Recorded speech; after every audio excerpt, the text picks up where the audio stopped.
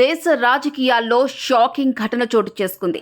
భారత ఉపరాష్ట్రపతి, రాజ్యసభ చైర్పర్సన్ జగదీప్ ధన్కర్ సంచలన నిర్ణయం తీసుకున్నారు.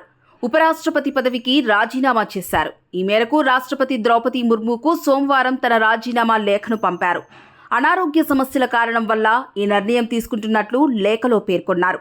తనకు ఉపరాష్ట్రపతిగా అవకాశం ఇచ్చిన ప్రధాని నరేంద్ర మోదీకి, రాష్ట్రపతి ముర్ముకు ఈ సందర్భంగా కృతజ్ఞతలు తెలిపారు. కాగా 2022 ఆగస్టు 11న ఆయన ఉపరాష్ట్రపతిగా ఎన్నికయ్యారు. అంతకుముందు 1990 నుంచి 91 వరకు కేంద్ర మంత్రిగా, 2019 నుంచి 2022 వరకు బెంగాల్ గవర్నర్గా పనిచేశారు. కిసాన్ పుత్రగా ఆయన దేశ రాజకీయాల్లో గుర్తింపు పొందారు. జనతాదళ్ నుంచి రాజకీయ ప్రస్థానాన్ని ప్రారంభించిన ఆయన గతంలో శాసనసభ, లోక్సభ సభ్యుడిగా కూడా పనిచేశారు.